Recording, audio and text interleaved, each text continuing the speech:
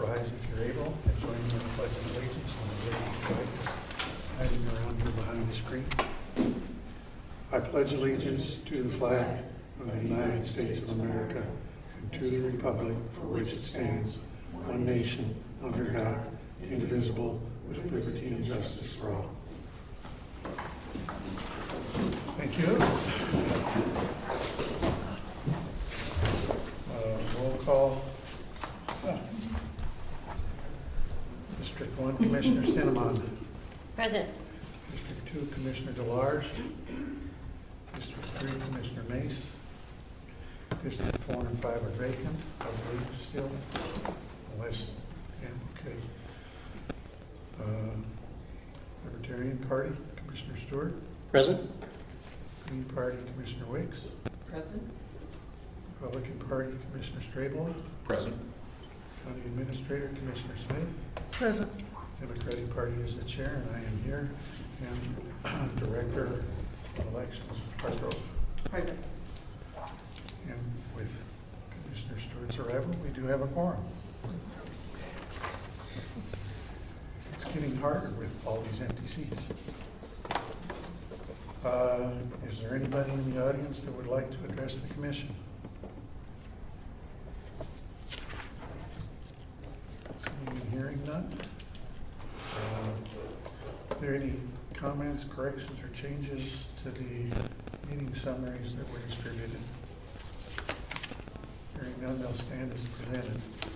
Agenda items. We have one item on the agenda today, but it's kind of liberally worded. So we'll try and adhere to the agenda, but we'll be a little bit liberal with what we can and can't talk about. And it's discussion on potential security issues facing voters and staff, both elections and recorder in the upcoming 2026 primary and general election. And I believe Commissioner Cinnamon, you asked to have this put on the agenda if you'd like to open the discussion. Sure. I'd like to hear from Director Hargrove and Recorder, Chief Deputy Recorder, Marion Chubon, what you consider some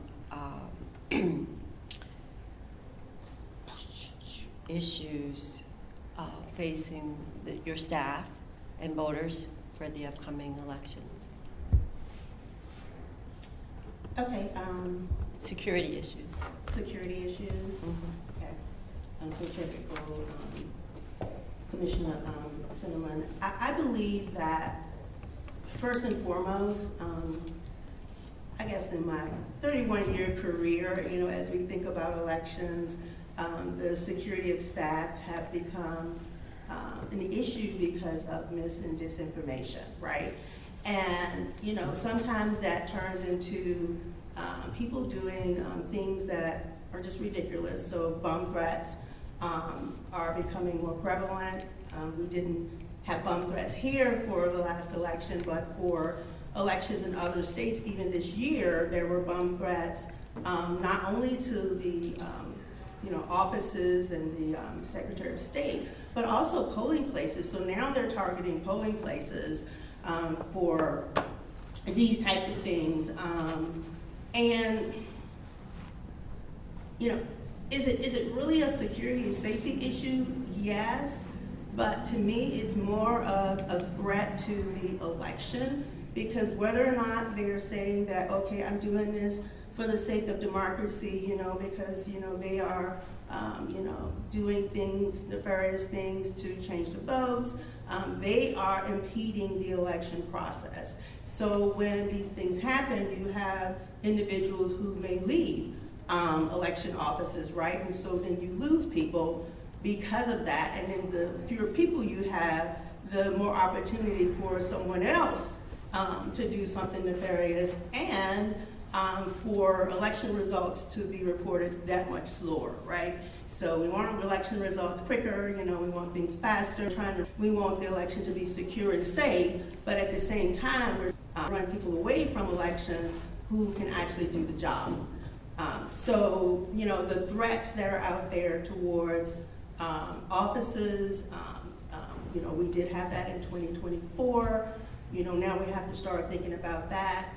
We have to start thinking about here, I guess in Pima County, where it wasn't as prevalent as Maricopa County, you know, what these people may actually do to staff. We do not have a fenced-in facility where, you know, staff can leave the building late at night in the dark where they, you know, feel like they are safe. You know, yeah, we have cameras, but we're not watching cameras 24/7 to see if there's someone in the parking lot that may be waiting to do something to one of our employees. So, you know, that is, you know, to me, a security issue, safety issue for the office.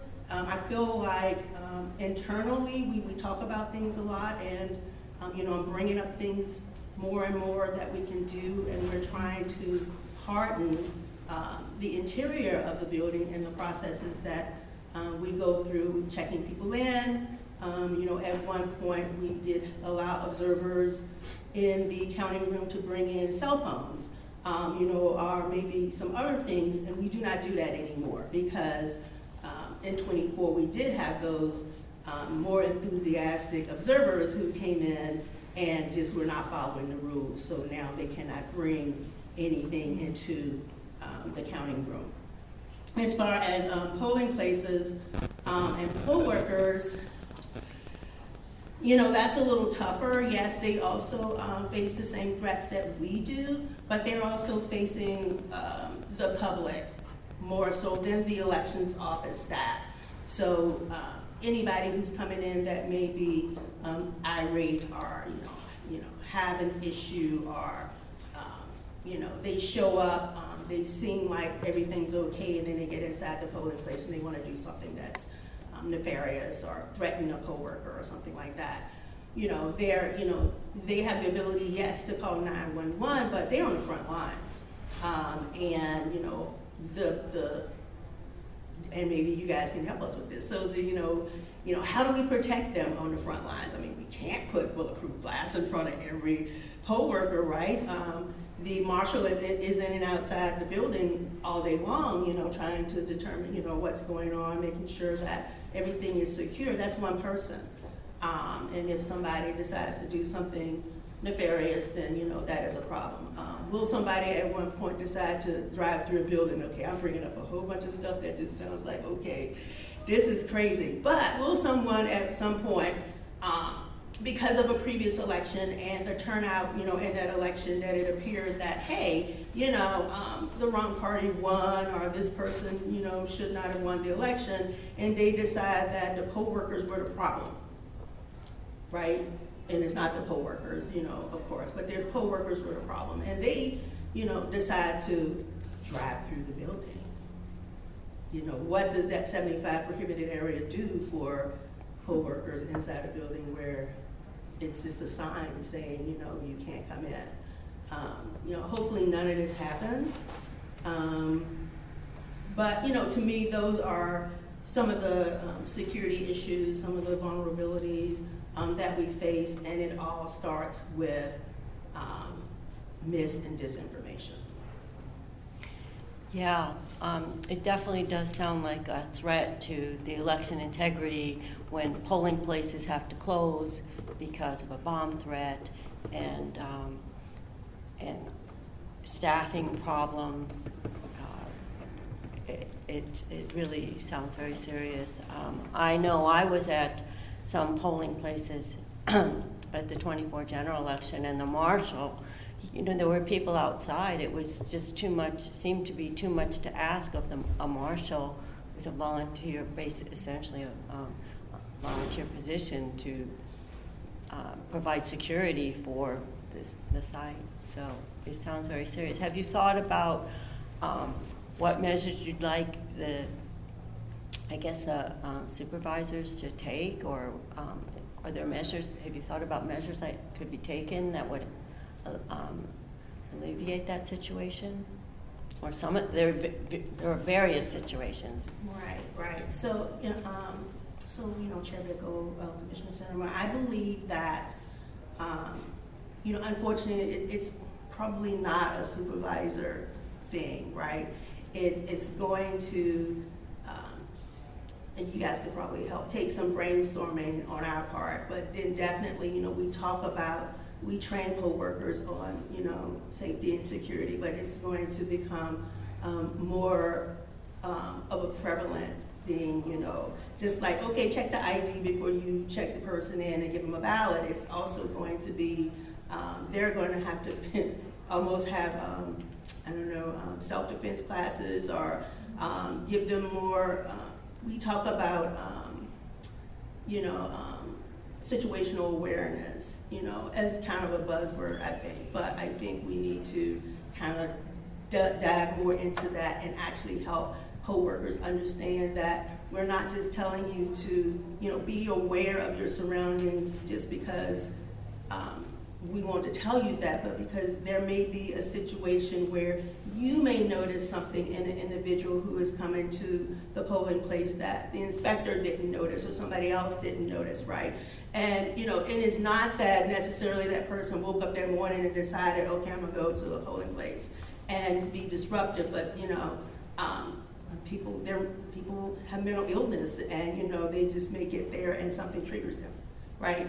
And just being aware and understanding what that looks like is important. So maybe helping me find, the resources to be able to train all of these poll workers, because there's a lot of them on, situational awareness, how to respond. I mean, we tell them how to de-escalate a situation, but, recognizing that situation before you get to the point of de-escalation, I think is probably critical as well.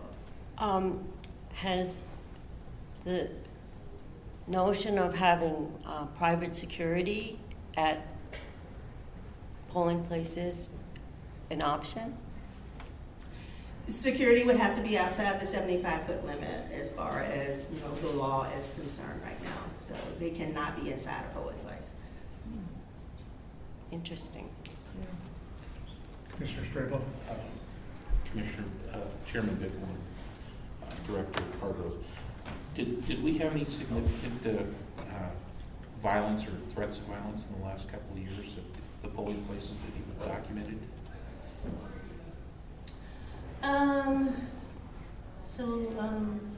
Chair Bickle and Commissioner Struggle.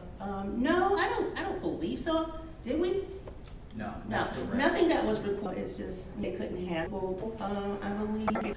I put just more people just parking inside the 75-foot limit and having to tell them to move. But like I said, Pima County has been fortunate, and we've not had the Maricopa threats and things like that. But it is getting more and more prevalent here in Pima County. It's a concern that yes. you would like to be proactive on. Absolutely. Chief Deputy Recorder Chuban, could you speak to the issue that occurred with the drop-off boxes and what steps the county recorder is taking to make sure that the people that are emptying the box that's full are readily identified as your employees rather than somebody that's trying to steal ballots? Well, I want to back up a little bit. I have a lot to say about this, actually.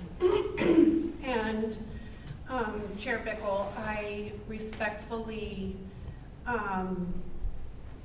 want to reject the intended or unintended assertion that our staff weren't identifiable. They were. So just to, I've been thinking about this a lot once I saw this item on the agenda, prior to Commissioner Cinnamon putting it on the agenda. Our office has been robbed in the last couple of weeks because of the direct threats to election workers. On election day, one of our ballot drop boxes was overflowing, and we were alerted by voters, actually, and as soon as we received the call that the drop box at our east side location was overflowing, we reached out to the supervisor on site at our east side location, who's a recording supervisor, and they affirmed that the box was overflowing. We deployed a team of couriers from our ballot processing facility. It took them 40 minutes to get there. In the meantime, our recording supervisor stood outside and directed voters to the nearest other location to drop a box, which is, I would say, less than a mile away at the Ward 2 Council office. When our two staff members, one of them a supervisor, the voter ballot supervisor who's in charge of ballot pickups, and one of our voter registration clerks arrived, they immediately started emptying the box. There was somebody recording. By the time they arrived, that's legal, people can record. They were asking for identification. Our recording supervisor identified himself. Our voter registration staff who were emptying the box continued emptying the box. Their lanyards were visible. They were clearly from our office. The vehicle that they drove had magnets on them that say Pima County. And so while this person had the legal right to record our procedures, which were followed to the T, somehow that video recording made its way to a conspiracy account on X, formerly Twitter. And millions of views later, the narrative was people are just stealing ballots.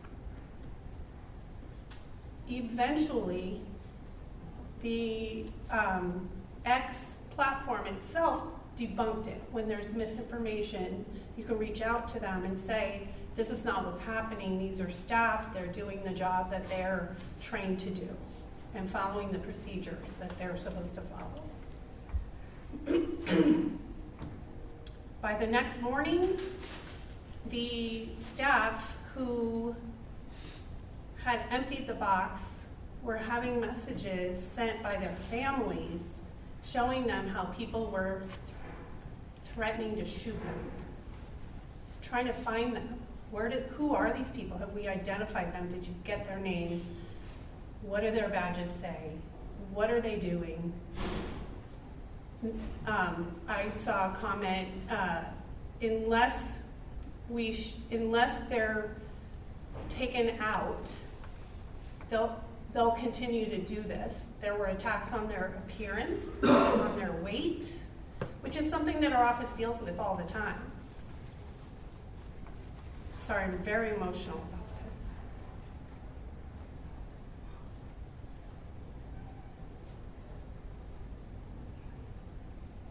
Three of our staff the next day were questioning their career paths. Very valuable staff. We had to give them the rest of the week off because their mental health was impacted. Now the recorder and I are used to this, and it's not pleasant. It's not fun having your name be in a newspaper and have people talk about they're stealing it, we should kill them, they should be hanging from trees. How much cake does she eat? It's not pleasant, but we signed up for this, and we understand it. But these are staff members that are just trying to do their duty.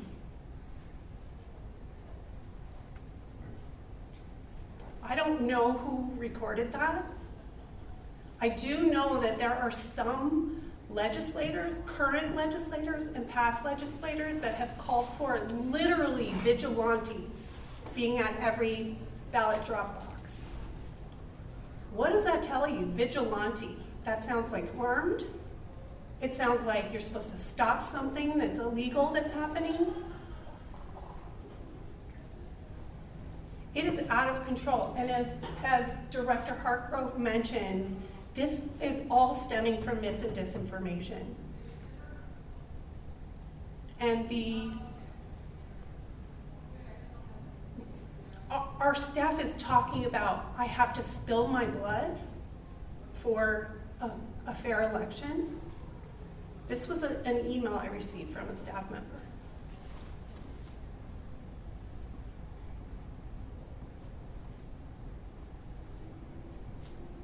So that incident, I feel, and I'm going to be really harsh, because I think that the issue calls for it. I don't think that one particular party are doing enough to combat this. Sir, I don't. Another incident happened that you were involved with, where observers were rejected from our sites. In the 33 years of this administration and the prior administration, our office has never allowed observers at a site that we managed. It was a ballot replacement site. You sent a list of observers to the wrong department. By the time we found out about it, the following morning, I explained to you that we don't have observers. It's been the same policy for the 5 years that I've been in our office and the 28 years prior. And all of a sudden, all over Twitter again, or X, is they're not letting observers in. What are they hiding? How are they, why are they trying to keep us from seeing what are they doing? That is misinformation. All of our procedures are up on our website. Our chain of custody documents are on our website. We have begged for anybody who has concerns about our procedures and policies to come and work for our office. Begged. What we get are people coming and interviewing in bad faith, not looking to actually learn, but to catch us at something, and then writing a whole story on a blog about it. We get people who show up to our trainings, they get hired, they show up to our trainings and start challenging, threatening our staff. Had one of our voter trainers was threatened.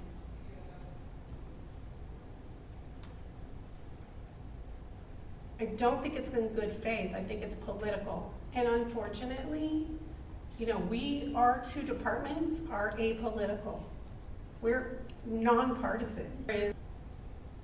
But we can't ignore the fact that there is a concerted, organized effort to undermine the faith in our election institution.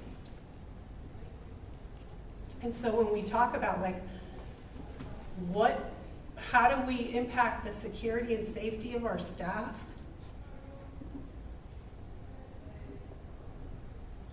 And people are hearing that we're trying to steal an election.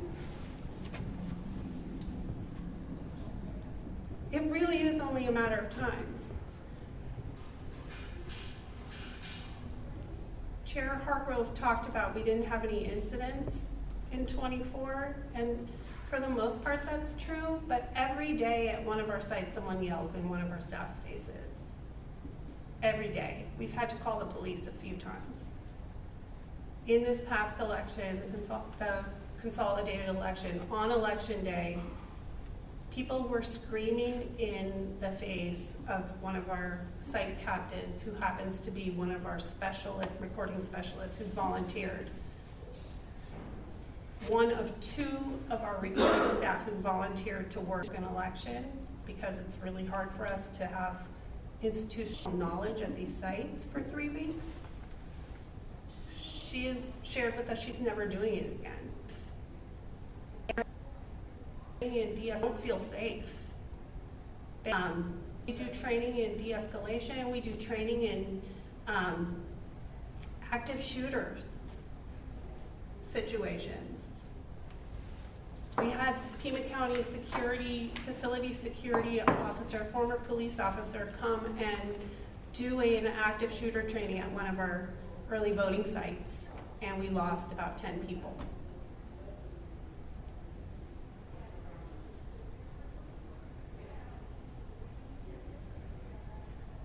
To some degree, I feel like the horse has left the stable on this, but I would say that if that video hadn't been shared with a known conspiracy theorist, I don't know who the person was that was videotaping, if politicians didn't take information and exploit it for their political stances and posturing, we wouldn't be here. I think locally we can do something about that. I don't think we can do anything on a national level, but I feel like locally we could do something about that. We can make an agreement to, in good faith, learn about our processes so you can have some faith in us. We come here to every meeting. I come to most meetings. Director Hargrove comes to every meeting, and we openly share with this body what we're doing. When our chain of custody documents were pointed out to be lacking information, we went back and fixed that. And now they're available online. Anyone can see them. Our two departments aren't trying to hide anything.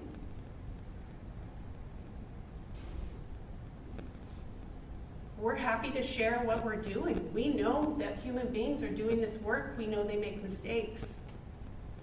We're not trying to hide anything. We appreciate the feedback. See it. But to some weeds we can't assume, but to assume that we're doing something wrong and try to find what that is, I think puts us in an unsafe position. And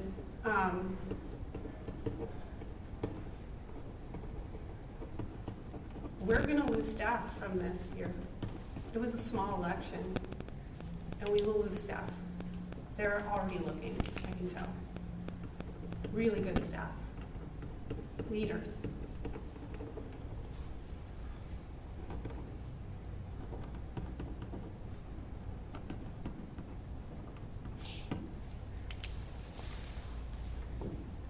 Thank you. And there was no implication on my part that the recorder's office had done anything wrong. I read about the incident in the newspaper. I kind of thought it might be valuable to hear it from the horse's mouth. I appreciate that. Sure. You know, and it is an issue. It's like the issue of cell phones in the tabulation room. What's happened is people that had a legitimate use for the cell phone, not necessarily in the tabulation room, but seals that we took pictures of to transmit to our replacements so they could verify that, yes, the same seal is on the door that was on the door when the last people left. Now we've got to make sure that we've got a pen and a piece of paper so we can write down the seal number before we leave and send that to them. Rather than eliminate the problem that caused the situation, we've changed policy to make it a burden on everybody. I'm old enough that I can remember my years in high school. Not clearly, but I do remember them. We left campus every day to go somewhere and eat lunch because we didn't like the food that was being served in the cafeteria. We had freedom of movement all over the place. Not a problem for anybody. And now our focus is putting fences around schools to keep people out that don't belong there. It's a different world than I grew up in. I've made the comment on more than one occasion. There's a reason that we get old. That's because we're not capable of dealing with the world that we now live in because we're used to the one we lived in before. Is there anything we can do locally? I don't know. The issue of putting off-duty police officers on site has been discussed in the past, and that, while it may seem like a good idea, because there are perspective that would that idea from an intimidation perspective, because there are people that would drive into their lot and see a police officer there, you know, nah, I ain't going. So, you know, there are situations that, I wish I did, but I don't. I think one of the best things we can do is talk about it openly, civilly, without reprisal or implication on anybody's part. I know there's more than just me sitting at this table that has served in uniform, and I'm a little dismayed by the comments of the president in the last couple of days regarding information that was provided. And for those of us that were around in Vietnam, I'm sure Lieutenant William Calley would have concerns with those comments as well, because his defense was based on, I was just following orders. Yeah, but they weren't legal orders. And he did some significant time. So, it's going forward. I really don't. I think it's concerning that we've got people making comments about rigged elections 18 months before the election has even occurred. I think if, you know, I don't know what you do. I really don't. But I think if we get to the point, reasonable dialogue and what the situation is in the world and how we try and cope with it, it's time to look for a house in another country. Typical. Director Hargrove and then Commissioner Stradlin. So I guess it's probably not Garrett knowledge for people who do not listen to Garrett. But, you know, I mean, I was called out by name as trying to confuse people on election day because I didn't have vote centers open on election day, and that I was just trying to confuse people, and that the recorder was running the election when obviously that was not the case. You know, the recorder was doing what they should be doing by law. And, you know, we had conversations about this in 2023, who would run the ballot replacement sites. It came down to, it wouldn't make sense for the elections office to try to do it because we didn't really have all of the information and the connections, and literally it's like an early voting location because they're putting ballots into an envelope as opposed to just putting them into a ballot box. I do appreciate Supervisor Christie putting on the agenda this week this issue and gave us the opportunity to explain the difference between the elections. I think that was, you know, the calls and emails and approach, I guess, the calls and emails and concerns that he was receiving. And of course, he didn't have all the answers, and instead of trying to answer it one person at a time, he decided that it would probably be better to put it on the agenda and have the experts explain to everyone how it actually works. So it's disappointing that it had to be that way, but that is how it is. And I understand people, they get ballots in the mail all the time. They have no clue how this actually works, and where we've been educating people on a lot of things, we did not think to educate people on all ballot by mail election and how that actually works. So now that's on the list of things to do, to have to provide that information to voters so they understand how it actually works. So. Commissioner Stradlin. So Commissioner Chuban, I am deeply sympathetic and concerned about the threats and everything. I do want to say that I arrived at that ballot box shortly after your team came to MTIP, and basically what I saw, they were clearly election workers. They had their lanyards. They were doing their job. You had a supervisor there directing, I'll say, the people and the traffic. And I certainly felt that they did a good job. I was actually amazed at the 15 minutes it took to clear the box of the stuffed ballots. I mean, this was a major undertaking to try and clear the ballots that were stuffed in the top that overflowed the bin. And I thought the team that was there did a great job given the situation that they were in. So I want to say they did a good job. Thank you. And I did see several people filming there out. So it wasn't just one person. I'm surprised that only one video made it out. I commend your staff. I do have a question though. Have you thought about, I'll say, any procedures to inspect the box more often, maybe on election day or closer to election day, to make sure that we don't have another overflow issue again? Has your team This was that yet? that we've had ballot boxes. The side ballot this year, I don't have the numbers in front of me, but I think it went up by about 500%, even from the congressional district elections. On election day, typically when the elections department is administering the election, our staff we're simply answering phones and processing ballots that we already have on hand, getting them ready. This time, we were deployed and in the three districts and in the 3 school districts. Off their ballots in our 24-hour ballot drop box. It's a good problem to have that people are engaging, and the box with access to it. The capacity of that box was 1,600. There were about 3,000 ballots stuffed in there. And there were other options for voters, but they chose to leave their ballots and stuff it in there. What we're at is a 5 additional couriers capacity box, hiring additional couriers, but again, it's really hard to hire people when they feel like their lives are going to be in danger emptying a box.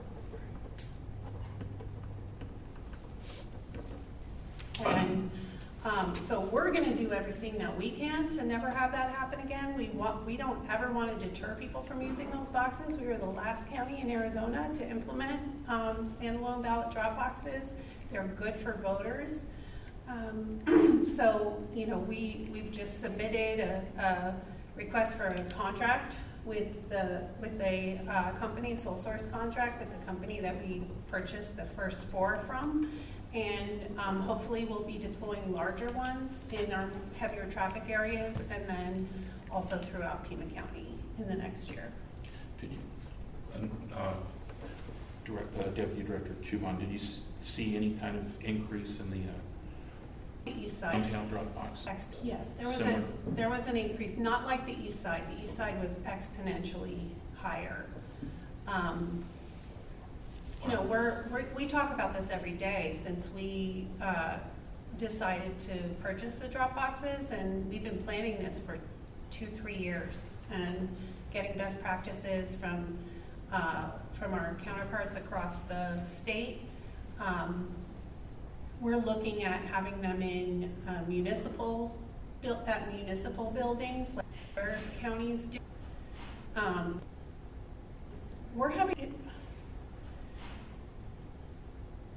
We're having a really hard time finding an east side voting location. Our east side office is too small, and in 2020, it became unsafe because of that, and because of the voters, the rhetoric around voting. I personally, in a called probably 3-mile radius of our east side location, which is a heavy traffic location, there were no churches or buildings that were willing to have voters on their property for the 27 days of early voting. Nobody. And we pay.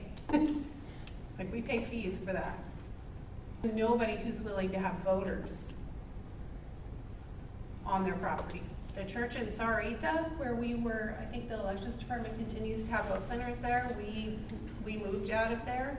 They didn't want to have us anymore because people misunderstood our schedule of when we would be open and were banging on the church doors and while they were having meetings and shaking bars. They don't want voters on their property anymore. So like the people in our community are having to balance their civic duty and their safety.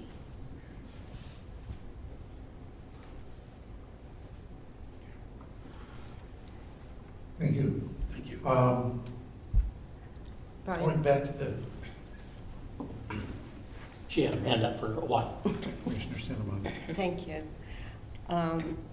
So thank you for bringing all this information to our attention. I think it's very, in the least, it's important for this commission to understand the extent of some of the issues. I'd like to know if there's anything we can do. And we don't have to solve this now. It is a continuing problem, but it's not, doesn't seem like it's going to go away or diminish. And if there's anything we can, it'd be good to consider that. I understand, and very appreciative of the fact that the recorder's office shows up at the meeting on a regular basis. That hasn't always been the case, because this commission has no auspices as far as the recorder's office is concerned. You're a separately elected legal entity. So it's coming up with which side of the fine line do we operate on, which side, and behalf, because the board is an entity of, by, and behalf of the Board of Supervisors, not the Recorder's Office. So the participation of the Recorder's Office is greatly appreciated. It's certainly informative. I believe I'm the only one, I think the only one on the dais for sure, but the only one on the commission who was on the commission during COVID. And we were meeting in the supervisor's room, theater, whatever it was, downtown, and talking about misinformation and disinformation. The recorder's office had just sent out new voter registration cards to everybody, and we had a lady that went on a rant for this 3 minutes about forever, and this precinct forever, and now she's not there anymore, and this is just voter fraud. I said, no, it's not. It's called redistricting. Everybody's in a different congressional district now. You may be in the same precinct, but we do some precinct means re-precincting during the redistricting to do anything, anybody fraudulently. And I would hearken back to the old proverb that says, when you hear hoofbeats, think of horses, not zebras. And people get something in their hands that doesn't look like what they had in their hands before, and it's all of a sudden nefarious and somebody's trying to upset the system. No, we're just doing what we're required to do by law, and that's redistrict every 10 years. And if you did an educational program on that, by the time we redistricted again, everybody would have forgotten everything that you told them 10 years ago. So it is a constant problem that we deal with. I've said on more than one occasion, the biggest impediment to free and fair elections are uninformed voters, because they don't know and they don't understand how the process works. I was working in the tabulation room several elections ago. I believe it was 24. Happened to be the Republican Party that sent an attorney from Washington, D.C. to observe the election process. Cindy, I believe, was working with me. She was my Republican observer mate, and she took this attorney around and explained everything to him about what was going on. His comment on the way out the door is, I don't see what the problem is. You've got the most secure operation I've ever seen. So people make assumptions about us based on what they've seen elsewhere. And that's not a good thing. It's just not a good thing. And fight that. I don't know how, it's something that's going to be an ongoing, never-ending process. Deputy Recorder Schumacher. Chair Bickle, I understand how a party structure works, because I was part of one for many years, and I would say that there is some work that each of the parties can do. I know not everyone on the commission is a representative of a party, but for those of you that are, I think one of the things that I attempted to do with Commissioner Cinnamon is a lot of voter education and a lot of precinct committee person education. I think former, chair Benny White was a real advocate of going to his party and explaining when things started to go off the rail a little bit, demystifying the processes.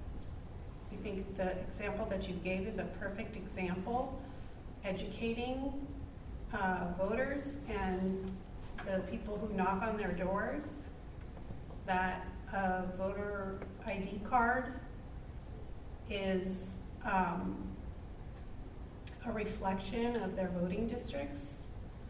Okay? I think that you hear something go a long way. If you hear misinformation and malinformation, say something. Write a letter to the editor. Respond to your cousin on Facebook. Our website is a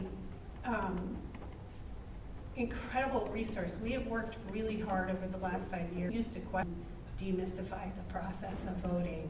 People didn't used to question it. It wasn't needed before. It is now. And so we've done a really good job of demystifying that. Sabrina's team is at this moment working on a political party page and how it relates to elections, because it's very complicated, and it's further complicated by a new development with the No Labels Party. I'm not sure if you're all aware, but you should probably be aware that the No Labels Party on October name change sent a letter to the Secretary of State requesting a name change. Secretary of State 8 days later granted that name change, and it's the Arizona Independent Party is the change. This creates chaos. And my office is responsible for understanding voter intent when they write what party they want to be a part of, and disseminating between unaffiliated and unrecognized. How do you explain that to somebody? There's a difference between unaffiliated and unrecognized. We have to have a website about it. So, you know, I'm happy to answer questions about that. And I just dropped a little bomb, but my direct request of the people in this room is to, if you see something, say something. Demystify. Take the responsibility to take the knowledge that you get here, that Director Hargrove and our office are willing and open and happy to share about our procedures and processes. Invite others. We hosted a tour of our ballot processing facility to this body, and only one person came. So my request is to take on the responsibility of education on election.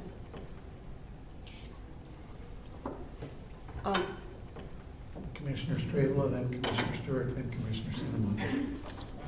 Question, you brought up that the No Labels Party change is now an official Arizona Independent Party. With our semi-open going to areas, do they get to choose a Republican ballot, or is that going to be in a closed primary? Or have you figured that out yet? Oh, no, this is very clear. So the No Labels Party has not changed. They are a recognized party. They have ballot status. Labels Party, where just be usually, so if somebody is registered to the No Labels Party, they will just be moved to the Arizona Independent Party. And this is supposed to be effective December 1st. There are some bodies in the state that are trying to stop it. But our office is moving forward as if it's going to happen, because our responsibility is voters. They don't have a candidate. This is what happened in 2024. In a primary, if they don't have a candidate, and this is what happened in 2020 in a city or a town, 24 primary. If you were a voter that didn't live in a city or a town, and you were sent a ballot, by law, we had to send blank ballots because they had no candidates. And you can imagine the calls we got. Again, we're trying to rig an election, we're sending blank ballots, the recorder doesn't know what she's doing. So that won't change unless they don't hit some in electory. Parties that don't have open in their primaries are Republican and Democrat. So that will remain the same. What's in question is if somebody writes independent party on their registration form, we don't know what we're supposed to do with that. Yeah. Attorneys are saying that that party indicates that they want to be affiliated. We are the ones who talk to the voters. We know they don't. That's not what they're looking for. They're looking for unaffiliated. They don't want to be a part of any party. So all of that is up in the air. We don't have clear direction on that. We've been consulting with our county attorney, with the other recorders. We're having another emergency meeting on Monday. Yeah. So, in the primary, if they request a ballot, now being an official party, will they be able to request a Democrat, Republican Party? Really? Oh, they won't? No. I was just, An open primary is only open to unaffiliated. that's what I thought. I was just trying to make sure I heard you correctly. Thank you. Commissioner Stewart? So, sorry for all the crap you're having to deal with. As one of the, I don't know, more cynical, no, jaded, no, jaundiced, what comes after jaundiced? People I know, I come by my suspicions of government through studying history. That said, this committee, since the observation issue that created have gone, and my observation of how elections have gone, a few mistakes here and there, a few holes that may still need to be plugged. And none of them come to mind immediately, other than ballots. The general issues I have with mail-in ballots. I don't recall in general. I don't recall whether it was world before truth gets its boots on. If it was still done in Pony Express time. It's much worse today. I don't know how you combat free speech other than by, I don't know how you combat disinformation, preserved free speech, other than, posting a counter argument that the algorithms aren't going to amplify like the ones that generate conflict. But we can do a better job of educating our voters and educating our party members. And I've been pondering how much of this I want to take on in the Libertarian Party, because I'm already, at my bandwidth limit as well. But we should have observers, and we should have quality observers, and as anybody who's dealt with activists before, you don't necessarily get an enthusiastic person raising their hand who is also somebody that you want to have in the room with you. If you would be so at some, I'll be working to maybe come to my party and allowing voter education of our meeting, come do a little voter education at one of our meetings. I would be happy to have either of you. And, I will probably get a little grilling but I'll chair the event and I will intervene, because what I want people to do is really understand the process and where they can participate and observe and understand what's going on. And when somebody says something that's off the rails, be able to correct them. Thank you. Commissioner Cinnamon. Request to speak. Because I was about to veto. I know the Green Party is familiar with this, but there is a requirement that a certain number or percentage of the vote your, in a list as a party, and I don't know what those numbers are or how it works or how long it takes, but it was one of the interesting things that came up with the No Labels Party is, if you don't have candidates, how do you maintain your status as a recognized political party? And when do they, along with the problem they've created, go away if they continue to have no candidates on the ballot? And I'll take an answer from either one or both of you. Chair Bickle, the answer to that, I have it in my notes from a meeting yesterday. I believe it's 3/4 of a percent. And they're meeting those numbers. That people are voting for. So it's No 3/4% statewide of the registration across the state have to vote in a general election, But- and they're meeting that. Yeah, but I believe on a county by county is just because I don't now, but it was true at some point in time. The only county where they were a recognized political party was Pima County. But not in, you can be a recognized party in Pima County, but not in the other 14 counties. So, and it's a candidate on the number of people that cast a ballot for your candidate in an election. Well, if you don't have a candidate, how can anybody cast a ballot for your no candidate? The way, I mean, no, the way the No Labels Party organized their departure from the program was cast when they were recognized as a political party, because one of their credos is they don't have candidates, as you well know, because people kept getting blank ballots. Candidates, excuse me, so if they continue to, for their non-existent candidates, how to be a Chair. Commissioner Stewart.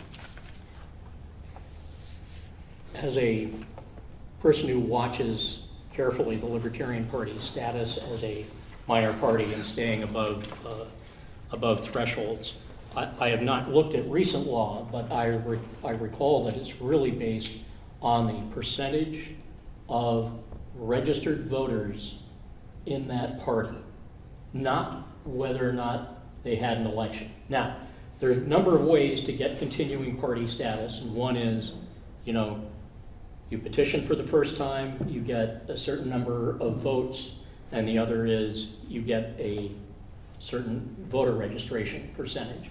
We've always approached it from voter registration percentage and watching that.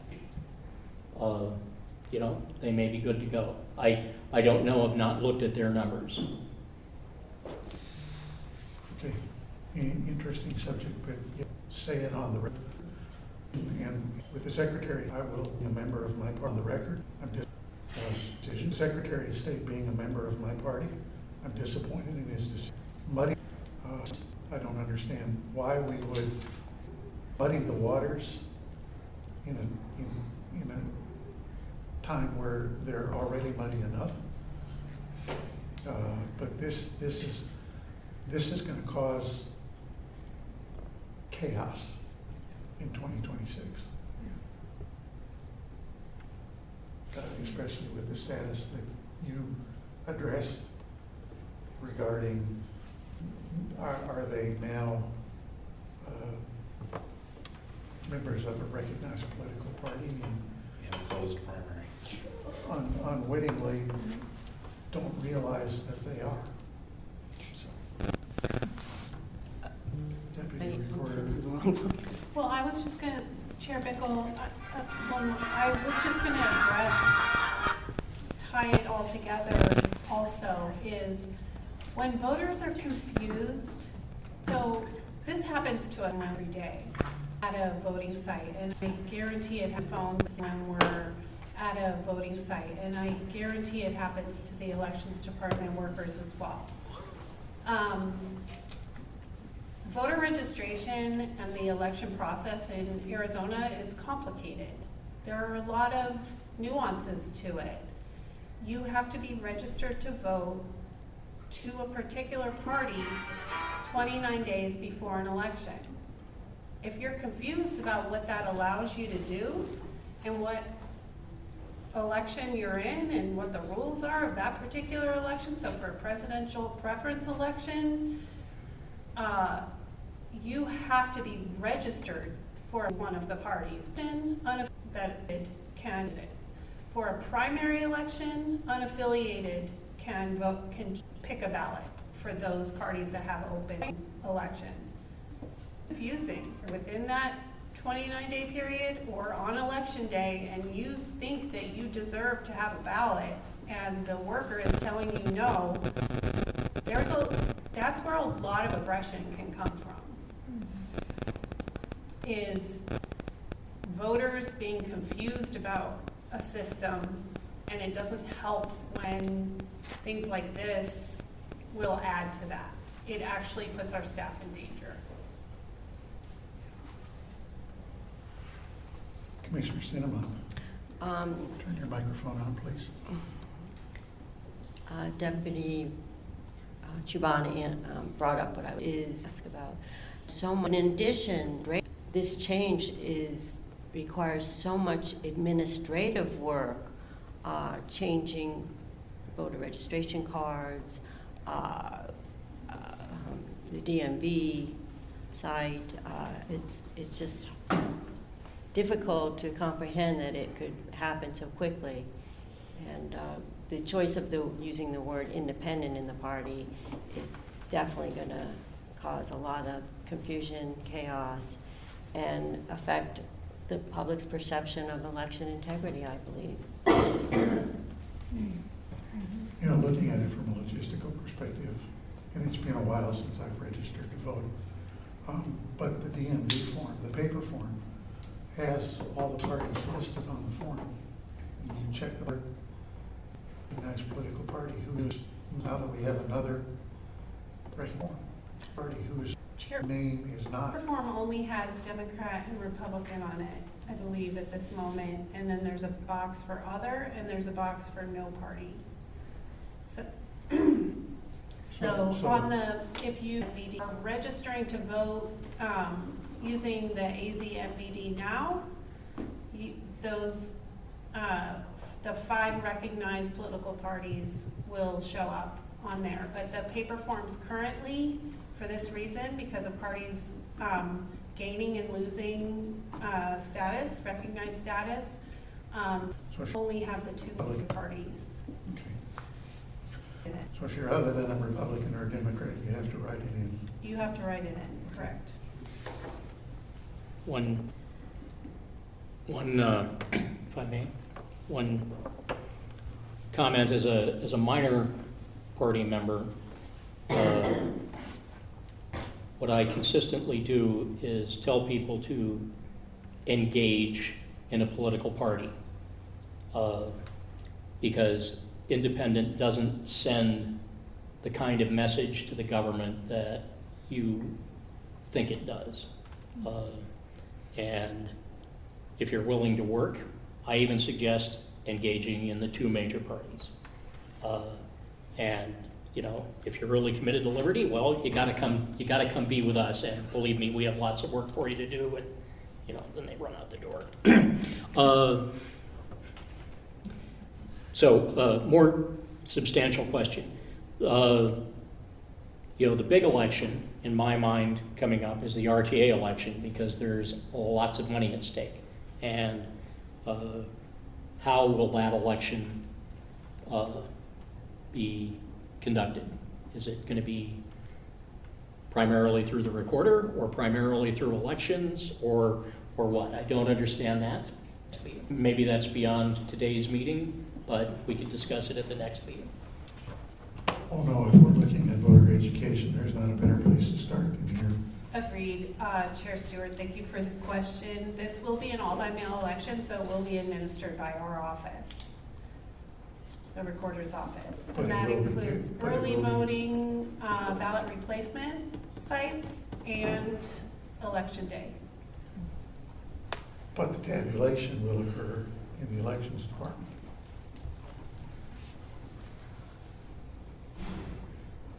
Did you fill this one in? Okay, for the record, Okay, yeah. So Chair Bickle, for the record, yes. Tabulation will occur in our office. The election will be exactly as the election that we just had, the consolidated election, where we definitely program the election, design the ballots. We do the same thing. We receive the ballots from the recorder's office after their signature verified, process them, and then tabulate them and produce the results. One further question on that. So this is the first time that I did vote by mail where we have the, where we don't have the outer envelope anymore. And I'm concerned about the presence of the signature on the outer ballot because I regard a signature as personally identifiable information. You know, it's not like a social security number, but it's full of, and I don't see how the process that we have now controls that well.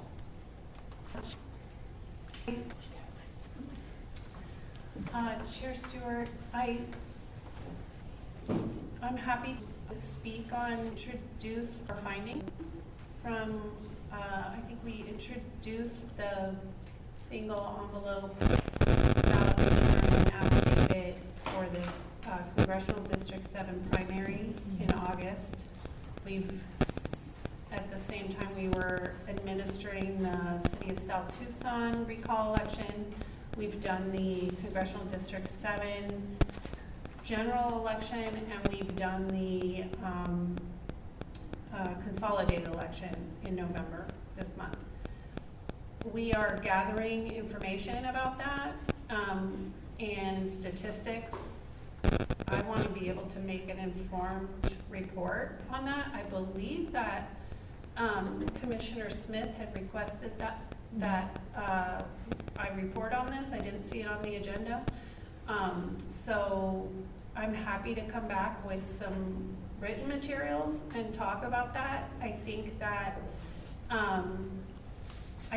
the increase in the permanent ballot drop box usage may be the solution that people have found and feel comfortable. I will say the initial numbers that I've seen of all early ballots voted, 90% of them are being mailed. So 90% of the people are comfortable with that. We want everyone to be comfortable, and it's one of the reasons why we implemented the ballot drop boxes at the same time, so that people would have access to them 24 hours a day. But if I can put some more information together, I wasn't prepared to present it, and it wasn't on the agenda. So, but I'd be happy to come back and share some numbers, share some. Like we're collecting statistics on how many people have called and complained about it in relation to the number of people who are comfortable with it. First of all, Chief Deputy Chauvin, first day. So, I concur that a lot of people are comfortable with a lot of things. This is one where I don't think they should be.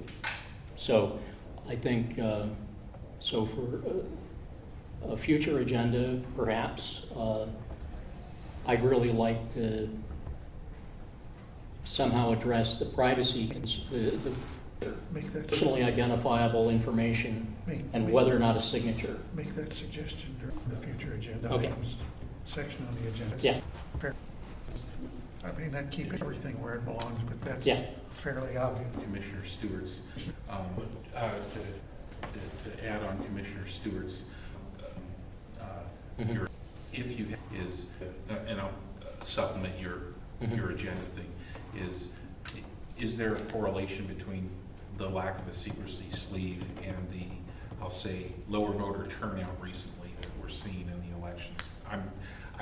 I get verbal feedback back that a lot of people are uncomfortable with, but I don't see, I don't know if there's correlation between having their signature now on the envelope and the lower turnout that we saw this council.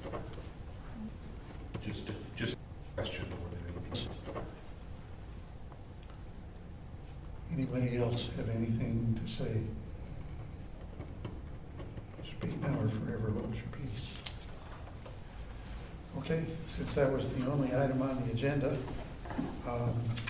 future agenda items, if you have one, get it to Vanessa and Will do. we'll see to it that it gets on the next meeting's agenda. The next meeting is tentatively scheduled for December 19th, which is pushing right up on Christmas. Do I hear a motion from anybody to not meet in December and have our next meeting? Let's, the next year. A second. Are there any objections?